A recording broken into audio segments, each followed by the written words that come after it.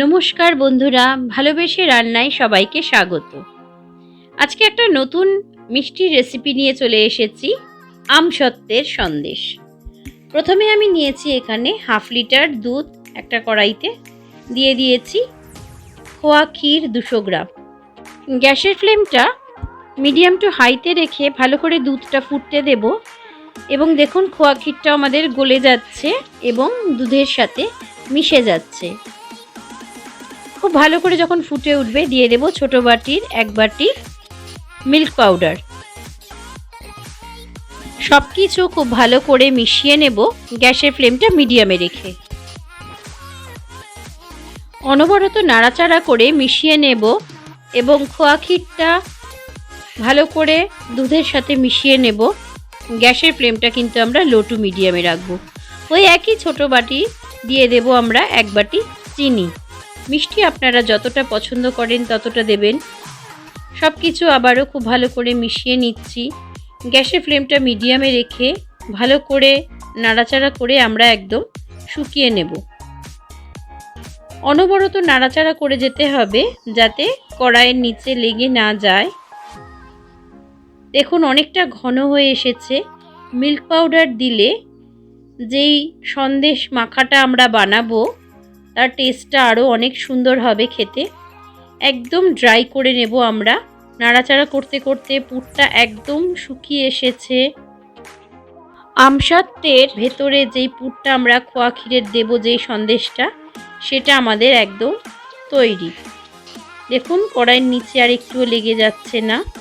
আমরা এবারে পুরটাকে একটা প্লেটে নামিয়ে ঠান্ডা করে নেব।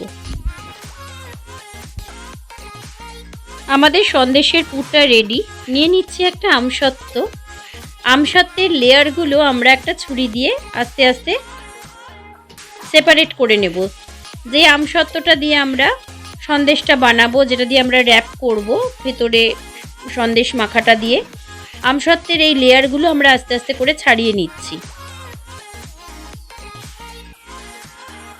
এবারে আমাদের আমসত্ত্বের সমস্ত লেয়ার এভাবে ছাড়ানো হয়ে গেছে।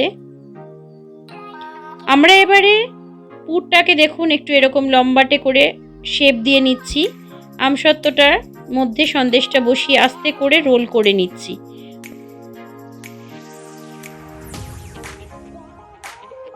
আরেকটাও আপনাদের করে দেখাচ্ছি। নিয়ে নিলাম আমসত্ত্বের একটা লেয়ার। সন্দেশটাকে দেখুন এরকম লম্বাটে করে আমরা রোল করে নিচ্ছি।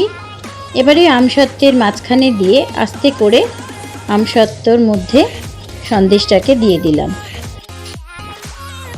এইভাবেই বাকি আমসত্ত্বের লেয়ারগুলো দিয়ে এবং সন্দেশের যে পুরটা আমরা বানিয়েছি সেগুলো দিয়ে আমরা একদম মিষ্টির দোকানের মতন আমসত্ত্ব সন্দেশ বানিয়ে ফেললাম। ছোট বড় সবারই মিষ্টি খেতে খুবই ভালো লাগে। বিশেষ করে বাচ্চাদের আপনারা এই মিষ্টি বানিয়ে দিতে পারেন। স্কুলের টিফিনে বা এমনি বিকেলবেলা এরকম মিষ্টি খেতে বাচ্চাদের খুবই ভালো লাগবে। আমসত্ত্ব সবারই খুব প্রিয়। তার মধ্যে যদি এরকম সুন্দর ক্ষীরের সন্দেশ আমরা দিতে পারি, তার স্বাদটা আরও দ্বিগুণ হয়ে যায়। পুরো ভিডিওটা দেখার জন্য ধন্যবাদ। ভিডিওটা ভালো লাগলে লাইক, শেয়ার আর কমেন্ট করবেন।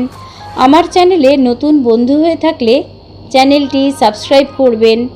পাশে থাকা বেল আইকনটি প্রেস করবেন যাতে আমি নতুন কোনো রেসিপি দিলে খুব সহজেই আপনাদের কাছে পৌঁছে যায়। পুরনো বন্ধুরা এভাবেই আমার পাশে থাকবেন। সবাইকে অনেক ধন্যবাদ জানিয়ে আজকের ভিডিওটা আমি এখানেই শেষ করছি।